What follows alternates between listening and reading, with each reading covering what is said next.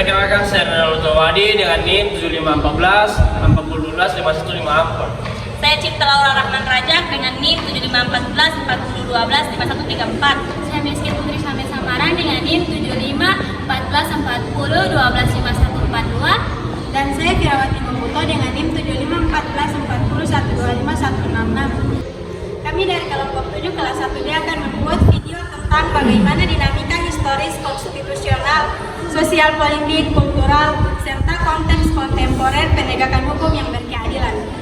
A. Menelusuri konsep dan urgensi penegakan hukum yang berkeadilan.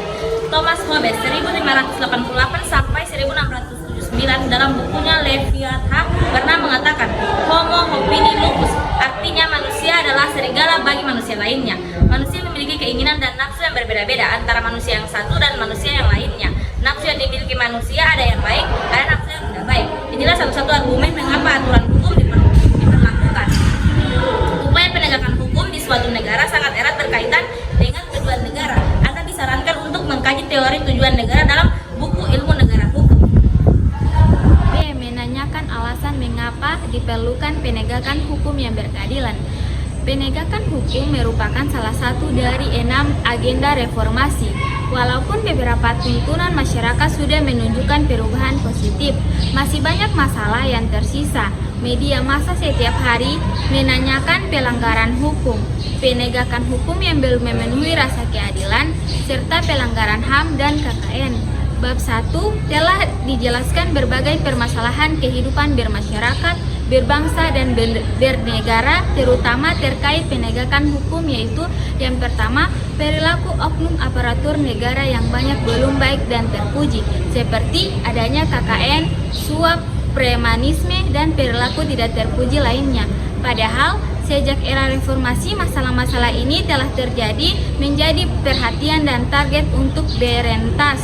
Yang kedua, masih terjadi konflik dan kekerasan sosial bernuansa SARA, tawuran yang merusak aset negara, pelanggaran HAM, serta sikap etnosentris, padahal bangsa Indonesia dikenal ramah, santun, dan toleran.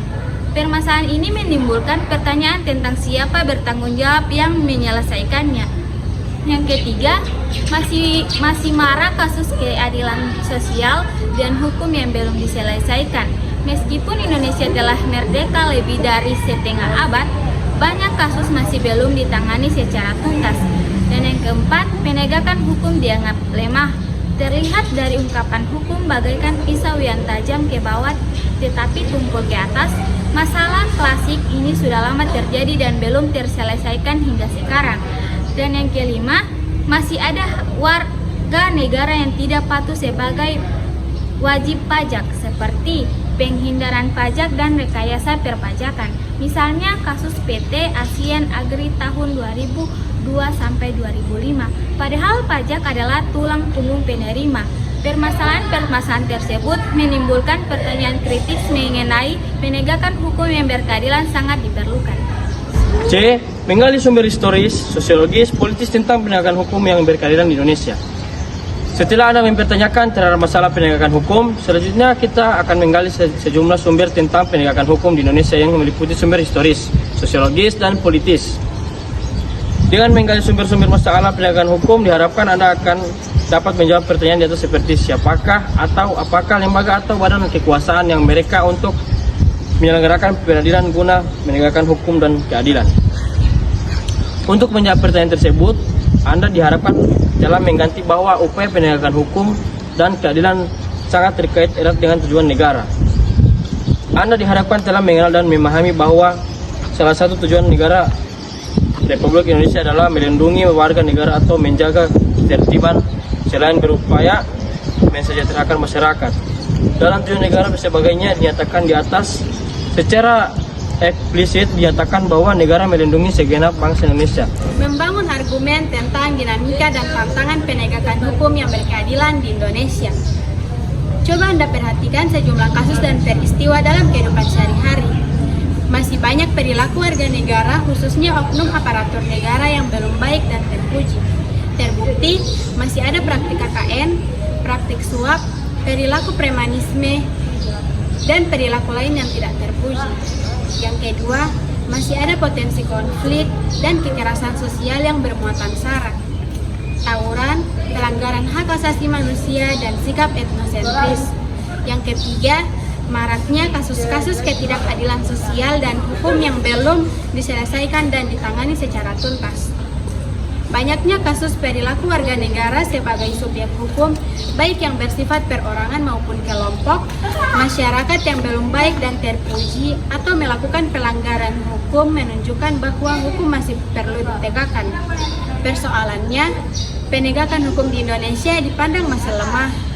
Dalam beberapa kasus, masyarakat dihadapkan pada ketidakpastian hukum. Rasa keadilan masyarakat pun masih belum sesuai dengan harapan.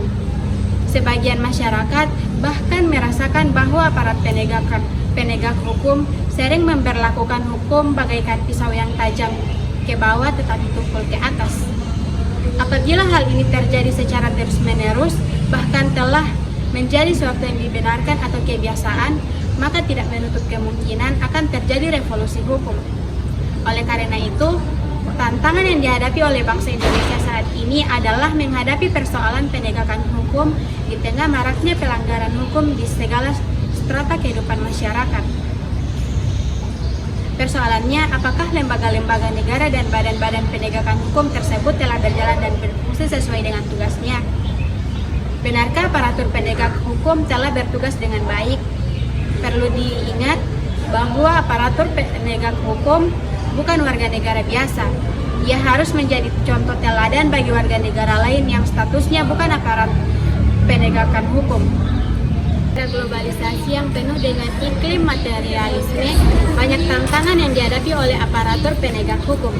Mereka harus memiliki sikap, baja, akhlak mulia, dan karakter yang kuat dalam menjalankan tugas. Dalam hal ini, aparatur penegak hukum harus kuat dan siap menghadapi berbagai cobaan, ujian, godaan yang dapat berakibat jatuhnya di bawah sebagai penegak hukum. Penegak hukum harus tahan terhadap upaya oknum masyarakat atau pejabat lain yang akan mencoba menyuap. Mendefinisikan esensi dan urgensi penegakan hukum yang berkeadilan Indonesia. Penegakan hukum bertujuan untuk mewujudkan peraturan hukum demi terciptanya ketertiban dan keadilan masyarakat.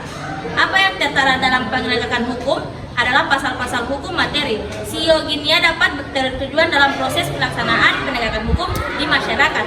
Dengan lain, penegakan hukum pada dasarnya bertujuan untuk meningkatkan ketertiban dan kepastian hukum dalam masyarakat, sehingga masyarakat merasa memperoleh perlindungan akan hak-hak dan kewajibannya. Ketiadaan penegakan hukum, terlebih tidak ada aturan hukum atau mengakibatkan kehidupan masyarakat kacau. Negara bangsa Indonesia sebagai negara modern dan menganut sistem demokrasi konstitusional telah memiliki sejumlah peraturan perundangan, lembaga-lembaga hukum, badan-badan lainnya, dan aparatur penegak hukum. Demikianlah video dari kami. Wassalamualaikum warahmatullahi wabarakatuh.